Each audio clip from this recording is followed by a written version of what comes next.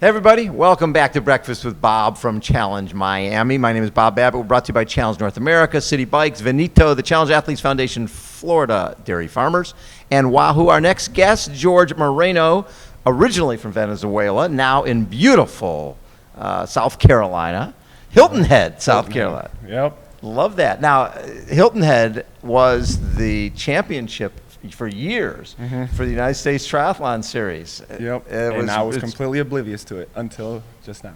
What's fascinating about it is the current was so bad where the swim was that they weren't sure if people could do the swim one year. Okay. So to figure out which way to go, they had this guy, Rick Wells, one of the top pros at the time, go out and try to swim against the current, which he couldn't do. So then they said, okay, we're going to move the swim and go down here, so we'll swim with the current. Huh. No, there's a couple beaches that you kind of train around. Yeah. And the currents are pretty bad, but we never really felt it. Yes.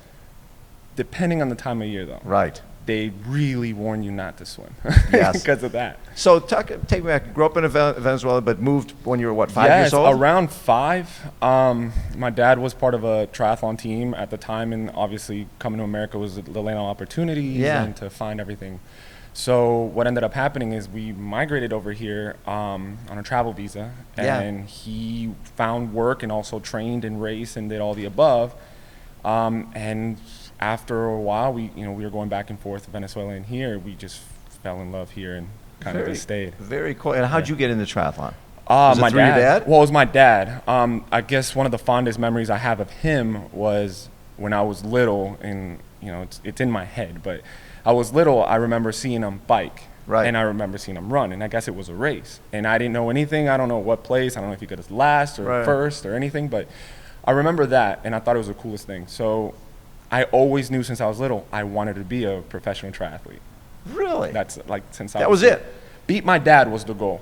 So like through high school, was it more were you running and swimming, or what were you doing? I think I did it wrong because I didn't run in high school. I swam, but I played baseball, lacrosse, football, wrestled, and all the above, and never really dedicated myself to running, which is like my Achilles heel right now. And I'm, slowly Well, but progressing. you know what's so good about that? It means you have not put a lot of stress on your legs. Yes. And it means you've got a lot of upside in running. Yeah, and I'm really hopeful about it because I'm a student of the sport. I'm forever going to be learning, and I'm always going to try to progress and push the limits on that. So running is something that keeps me not just humble but motivated because I see progression little by little each year. So speaking of that, I look back in 2017, you did a couple of ITU races. I did. And I can tell from where you finished that you were like, okay, this is not for me. Yeah, exactly. Draft legal. Yeah. I can't really gain anything on the bike. Yeah, and the crazy part was I swam in college as an okay sprinter, so I could sprint. Distance was definitely, my backside of things, but I transferred into distance a little bit and I actually enjoyed it more. There's a lot less pressure. Did a couple ITU races, and I would see myself, front mid-pack and then slowly creeping back because they're super fast. They are. And on the bike, it's just surreal the dynamic of cycling was a lot different. I really never did any criteriums or anything. Right. But I learned on the go. Okay. And then come on the run, it's just like I said, it's always been my Achilles heel, and so progress. So I kind of leaned more, and I always liked more of the longer stuff. Yes. It just felt more intense, but also more controlled. Right. So that's why. Well, and also for you, being a really good swimmer, you're going to be up there out of the water. Yeah, exactly. Right? You're going to be up there out of the water, so you're in the mixed right away. Yep. Right? And if it's not draft legal, you can get away a little bit on the bike. I can sustain, a little more distance on that bike leading into the run. So when did you get to the point where you could become a pro? Well, that was always my goal. I always said I would rather come dead last as a professional than winning as an age group. Right. Even though there's a ton of amazing age groupers out there that are just blowing everybody out of proportion. But I just always wanted to race at that level and always test myself at that level. I've always felt that I could compete a little harder if I had that kind of pressure and atmosphere around me, and I just enjoy it so much. I love the process. I love triathlon. I love the Right. endurance world. So my whole life has been revolved around that. And so as a pro, but you're also coaching. Yes. And that obviously you light up when I say coaching. It Yes. seems like you dig it. Love it. It worked out. Very lucky and fortunate. My old swim coach pretty much gave me the team, the swim team, because he was out the door. Right. I was going to a different direction, different job, and even though the pay cut was significantly less, it was something I always wanted to do in life because I wanted to stay in the sport. I wanted to stay in the atmosphere. And to me, the most valuable thing in life is time. So as a coach, I have dedicated time to the swimmers and creating the plans and, taking them here and there, but also have the time to train. And this, like I said, it's always been what I wanted. So luckily, I tried to set up everything I've done for that, to be able to. So you coaching primarily right there in Hilton Head, Yeah. or is it more of an online? So we're right off Hilton Head is Bluffton. Okay. Finn swim team Okay. is what we're called, and we have about 65, 66 kids on the team. Wow. The team's been there since 2005, Okay. and I took it over in 2017. Okay. The whole ideal of it was to first be able to pay bills and, but also to be able to live the lifestyle, to train, and to have that freedom of time to get on the bike on a Tuesday morning and just go. Do whatever you want. Yeah. And I'm guessing, because of the way you lit up when you mentioned coaching, you invest a lot into these athletes. Yes, the progression is what's super cool. That's what you dig. Watching somebody start from ground zero and watching them do that first event. Yeah, it's incredible. For example, I have this young lady who, when we first started, overlooked by everybody, really, under the radar, and then slowly started grinding and getting better. And next thing you know, she's close to her junior national cuts. She's close to like her sectionals cuts, and you see them light up. Yes. And it's, I think the reason I enjoy it so much is because I want to present them the opportunities that I didn't really get. Yeah. Just because in the surrounding area, a lot of the endurance sports are overlooked. So I just enjoy it. It's so much fun. So it's a swim team. It's a swim team. And I'm guessing that they're hearing a little bit about this weird sport of triathlon. Yes, and it's funny you mentioned that. Because of COVID, all the pools were closed and everything. We weren't really allowed to do so much with the kids in closed facilities or anything like that. And because the pools were closed, a buddy of mine and I started a run club.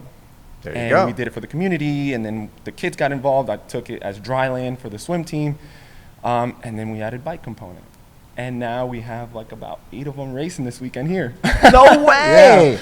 Yeah. So 8 of them came down from South Carolina, and they were not triathletes before. No, they were on a swim team. The pools were shut down and got them into, hey, we're just training for swimming. Yeah, here's a little bike. And now I bet that Yeah. it's making them better swimmers as well. Oh my gosh, yeah. The open water atmosphere is like giving them so much confidence into the pool. You're looking at kids that were scared to swim the mile and the 1,000 in the pool, and all of a sudden they do, an 800 in open water. Like, I can handle this pretty easily.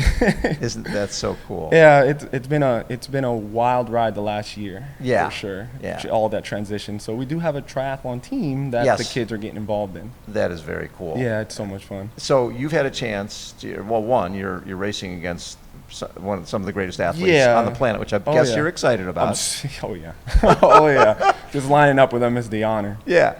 Talk a little bit about this course, because I think people think this is like Challenge Daytona, you put your head down and go. No, totally different. It's a little, I think it's a couple turns are really overlooked. Because you can overcook them. Oh, yeah. And people could go down. There's a little rectangle off 3 turns that if you kind of take the risk and go inside those little rectangles, you can get a high reward at the end. Right. But on the third one at the back end of the track, if you overcook that one, because it's a pretty sharp turn, you're going right into the headwind, but it's also going to be crosswind for that slight moment.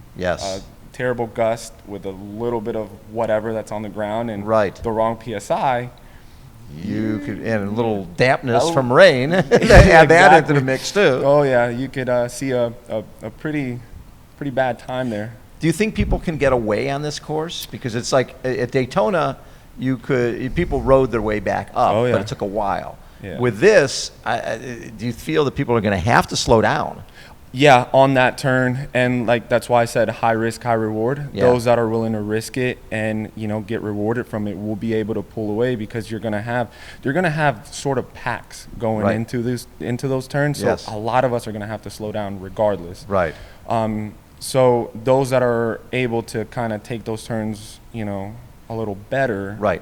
will be able to pull away, because the moment you get clear of that, in a minute you're going to have tailwind. So Right. that's where you can hammer and kind of start coming around the track again. So there is a huge possibility of kind of breaking Right. apart, but those turns are definitely going to make it interesting with that headwind at those specific areas on those turns, Yeah. to keep everything kind of slow in those. So over the years, you've obviously become sort of an evangelist for this sport. Yes. Right. You love it. Uh-huh. What is it about this sport that you feel will help other people? How inclusive it is. Mm. I've never met someone that said, no, this person can't do it because of whatever. And like a you great would point. know about Yeah.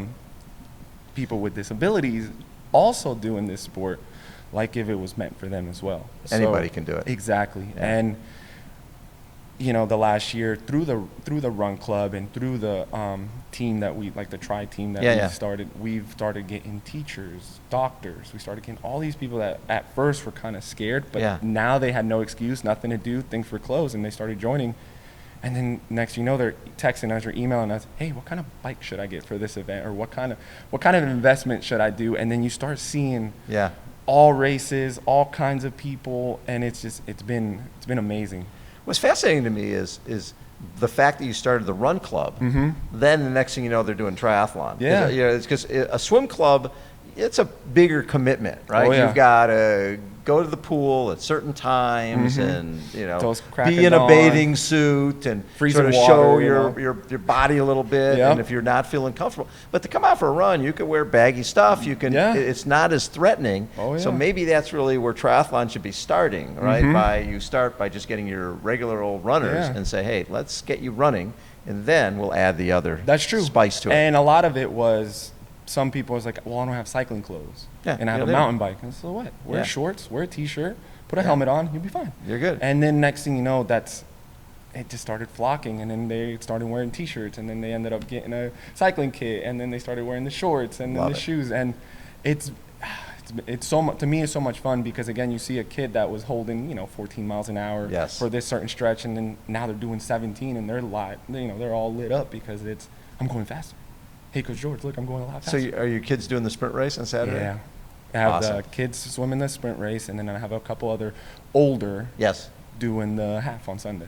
Very cool. And then George, pleasure to meet you. thank you so much for your time. Hey, thanks for doing what you're doing to grow the sport. Oh, That's awesome. I love it. I love this sport. This sport's been a part of the family, and is going to remain part of the family, and the people we meet. Love it. That's it. George Moreno has been our guest. And how old's your little one? He is 5 months. It's good for you, man. I Congrats. appreciate it. Love it. George Thank Moreno you. has been our guest again. Breakfast with Bob from Challenge Miami. Hold on, everybody. We will be right back.